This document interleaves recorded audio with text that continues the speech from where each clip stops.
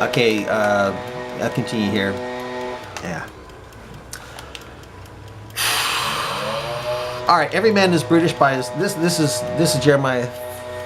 This is kind of putting down here. I'm losing it here.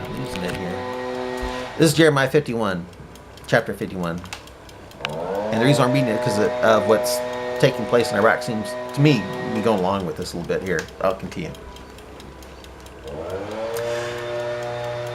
Every man is brutish by his knowledge.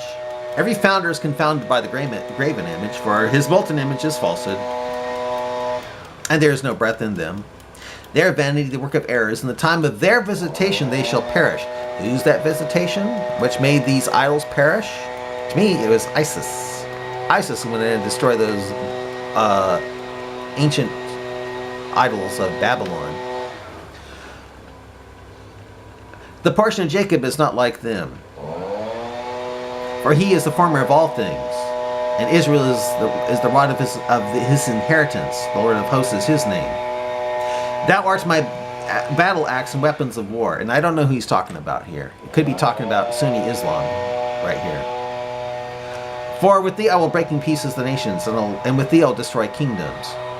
And with thee I'll break in pieces the horse and his rider. And with thee I'll break in pieces the chariot and his rider. And to me that seems a bit filled, because usually those when the Sunnis set off those car bombs, it gets the chariot, the car, and his rider.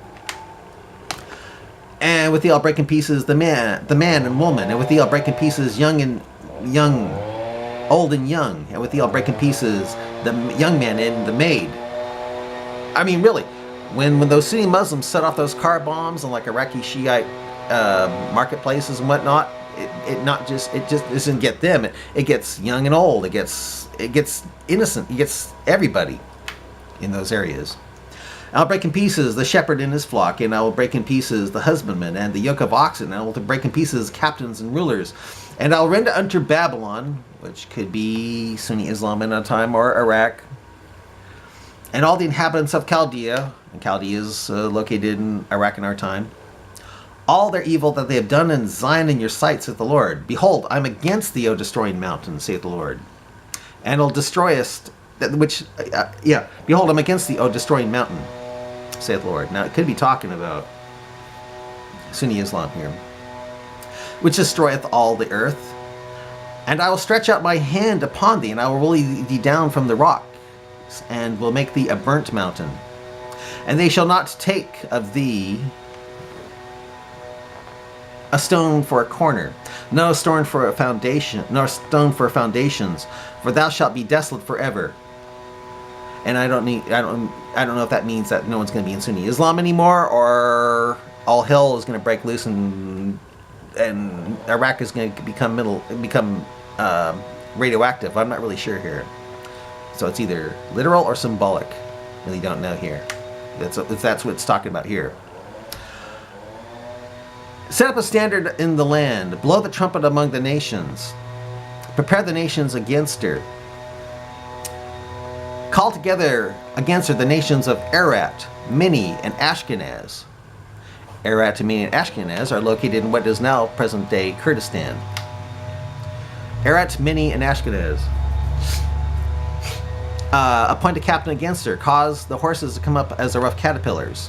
Prepare against her the nations of the kings of the Medes. And the Medes are located in present-day Iraq and Kurdistan. The captains thereof, and all the rulers thereof, and all the land of his dominion. And the land shall tremble and sorrow. So what I think is going to happen is, when they come down, they're going to kick. The Kurds are going to come down and kick upraise Sunni Patuni in prostration. They are going to kick ISIS's Sunni Patuni butt. But in the process, when they do that, after that happens, it says, and the land shall tremble and sorrow. For every purpose of the Lord shall be performed against Babylon, to make the land of Babylon a desolation without an inhabitant. Now, if that means Iraq, that means you're talking nuclear stuff. That means Blamer gave Iran $150 billion in 24 days to hide stuff. That means tells me that Iran is going to have more than just one nuke. Or it could be symbolic, and that in Babylon could be Sunni Islam, and this means there's no more Sunni Islam once the caliphate in Mosul is destroyed. The caliphate that Al-Blamir tried to set up.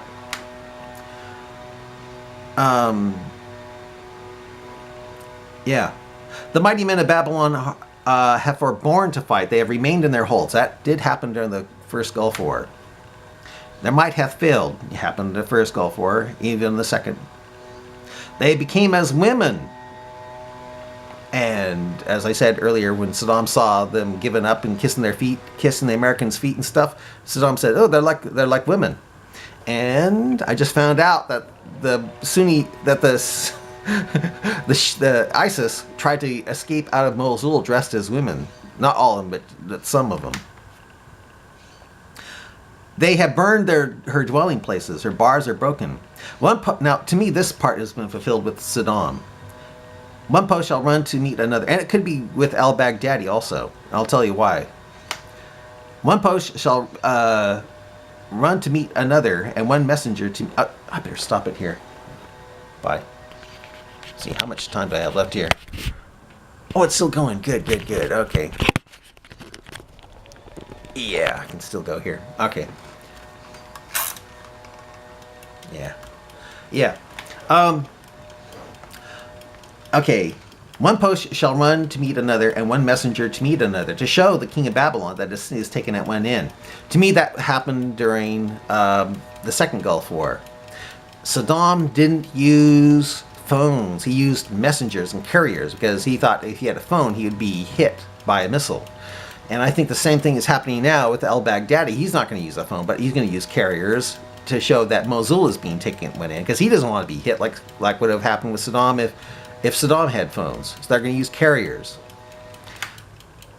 But that's the reason why Saddam didn't use phones. He didn't want to be hit. He thought they'd lock in and get him. So he used carriers, posts, just like talking about here, to show the king of Babylon is taken at one end. But I think right now it's talking about Saddam, because right now I think the king of Babylon is Al-Blamir, because he owns Iraq. Okay. Yeah. And that the passages are stopped. They're trying to stop them to keep them from leaving Mosul right now. And one messenger to me, okay, and the passages are stopped. The reeds they have burned with fire, and the men of war are frightened. When it says the reeds have burned with fire, to me that was fulfilled during right after the First Gulf War, because what Saddam did, he drained the marshlands, and he burned those reeds to get at the marsh Arabs who were against him, because they're Shiite. They were against him because he's a Sunni. And he drained them and burned them. So that's like a mixture. To me, that's already been fulfilled in the First Gulf War. I mean, really, if you see pictures of Iraq before the Gulf War, it's all green. But after the Gulf War, it became dry because, again, Saddam dammed those marshes to get at the marsh Arabs who were Shiites who were trying to overthrow him. Okay, I better stop it here. Bye.